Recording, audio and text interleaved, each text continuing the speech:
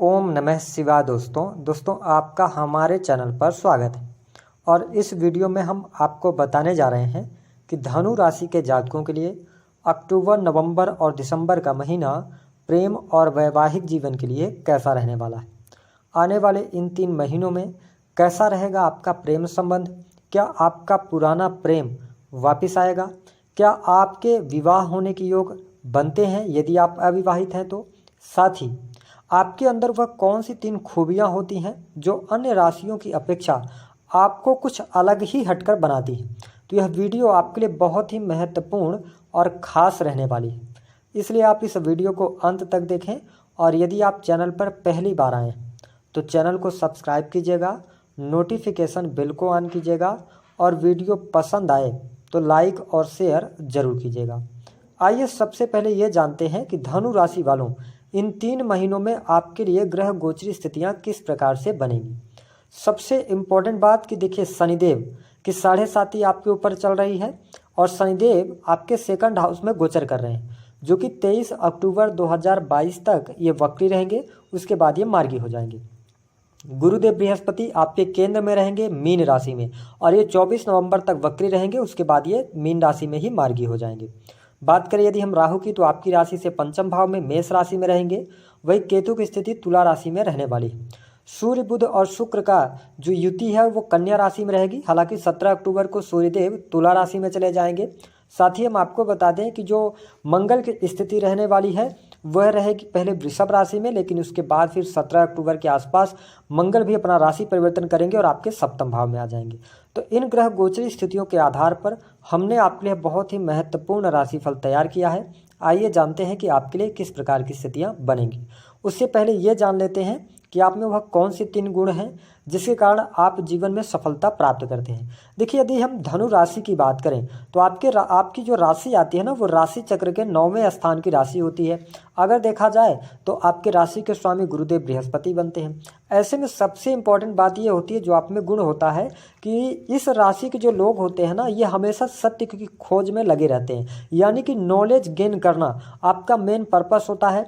अगर हम पर्पस की बात करें, इसके अतिरिक्त आप बहुत ही, कहा जाए तो बहुत ही लर्निंग हैबिट रखने वाले व्यक्तित्व के स्वामी होते हैं। नई नई चीज़ें सीखना, नई नई चीज़ों को अलग ढंग से प्रस्तुत करना। तो अगर हम कहें तो इस राशि के लोगों में ज्ञान का भंडार होता है। आप मल्टीपल नॉलेज अपने पास में रखते हैं। यह आपके जीवन में बहुत ही अच्छा गुण होता है, जिसके कारण आप जीवन में सफलता भी प्राप्त करते हैं। बात करते हैं दूसरी स्थिति जो होता है कि इस राशि के लोगों को हमने देखा है कि बहुत ही ईमानदार और वफादार होते हैं। देखिए क्यों, उसका कारण है कभी कभी आप बहुत उदंड भी हो जाते हैं, लेकिन ईमानदारी आप में होती है। आपके जीवन में जो चुनौतियां आती हैं उनका आप डटकर सामना करते हैं। अगर देखा जाए तो यहाँ पर आपकी जो मेंटालिटी होती है, जो आपकी मानसिकता होती है, वह आप ये भी जानते हैं कि आप बुद्धिजीवी हैं, है ना। और अगर देखा जाए तो यहाँ पर कई बार तो आप जिन विषयों के बारे में नहीं जानते उन विषयों के बारे में भी जानने का प्रयास करते हैं।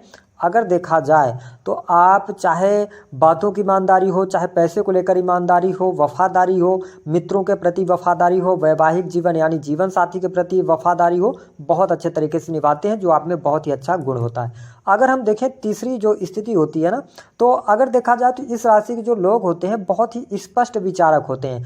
आप किसी भी बात को स्ट्रेट फॉरवर्ड ढंग से कहते हैं। जो चीज़ें आपको पसंद आ रही हैं आप उसमें हाँ में हाँ मिलाते हैं, लेकिन जो चीज़ें आपके खिलाफ जाती हैं या आपको पसंद नहीं आती हैं तो आप डायरेक्टली उस चीज़ को मना कर देते हैं कि ऐसा नहीं है, ऐसा होना चाहिए। ये चीज़ हमने देखा है। साथ ही तर्क की शक्ति भी आपके अंदर बहुत ज़्यादा होती है, तो और इसके साथ साथ उत्साहित भी रहते हैं। अब अगर हम बात करें तो आप में कुछ दिक्कत भी रहती है। क्या रहती है कि आप पैसों को लेकर लापरवाह होते हैं। आपका धन आप देखेंगे कि बहुत सारे लोग लेकर आपने जिनको दिए हैं उनको देने के बाद आप भूल जाते हैं। तो इस चीज़ को आपको ध्यान रखना चाहिए। दूसरी स्थिति कि कई बार आपको समझना और परखना बहुत मुश्किल हो जाता है। आपके मन में क्या चल रहा है यह आप नहीं बताते। अब बात करते हैं आपके लिए प्रेम जीवन कैसा रहेगा। देखिए, अगर हम धनु राशि वालों प्रेम संबंध की बात करें तो पंचम भाव में आपके राहु रहने वाले हैं। तो जो जातक प्रेम संबंधों के अंदर हैं, जैसे कि आपका रिलेशनशिप 2-4 साल से चल रहा है या कुछ महीने से चल रहा है, तो आप देखेंगे कि इन 3 महीनों में प्रेम में आप ज़्यादा अपने आप को डूबा हुआ पाएंगे। आप अपने प्रेमी अथवा प्रेमिका से मिलने जुलने का कार्यक्रम बनाएंगे और उनसे मिल भी सकते हैं, लेकिन छोटी मोटी बात को लेकर तकरार इन 3 महीनों में आपको देखने को मिलेगी। हालांकि हम आपको बता दें कि जो धनु राशि वाले जातक हैं, जो प्रेमी और प्रेमिका हैं, तो यहाँ पर जो दिसंबर का महीना होगा उसमें आप प्रेम विवाह करने की तरफ भी बढ़ सकते हैं।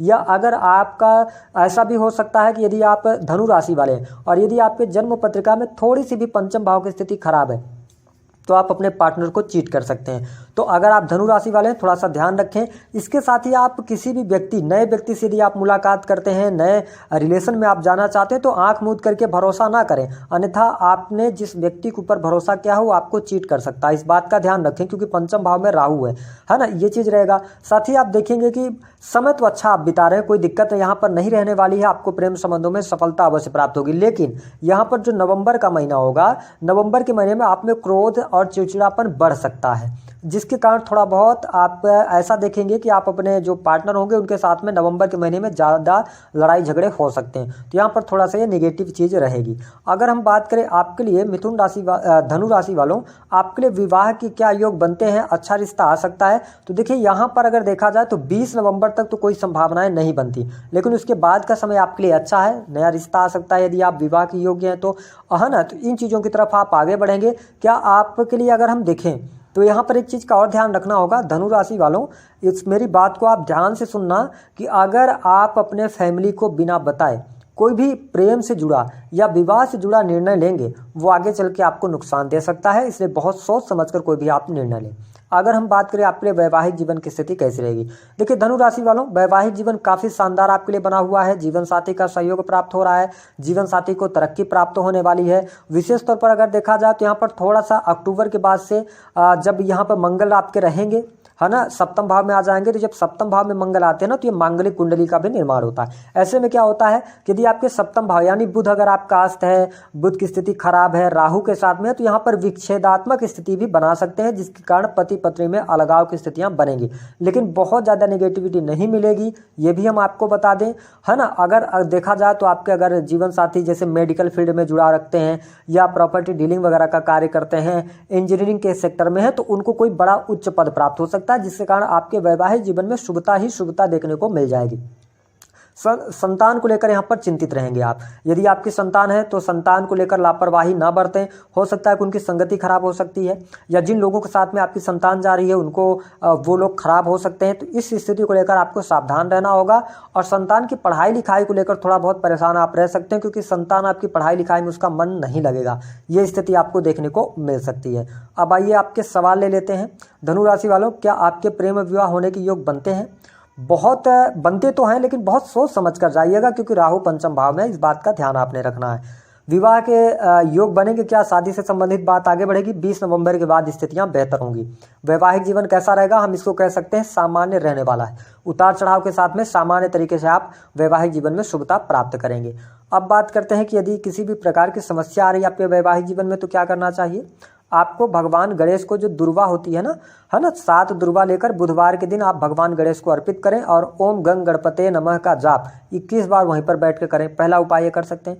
या दूसरा उपाय आप ये करें कि 7 दुर्वा लेकर बुधवार के दिन अपने सर से क्लॉकवाइज, एंटी क्लॉकवाइज नहीं घुमाना है, क्लॉकवाइज घुमा के और उसके बाद आप आग में डाल दें, गैस जलाकर उसको जला सकते हैं। इससे भी आप देखेंगे बुध की स्थिति आपके लिए बेहतर होगी। तो ये स्थितियां आप अगर करें तो आपको लाभ मिलेगा। तो दी गई जानकारी पसंद आई है तो वीडियो को लाइक कर दें, चैनल को सब्सक्राइब कर दें, जितना हो सके तो वीडियो को शेयर करना ना भूलें।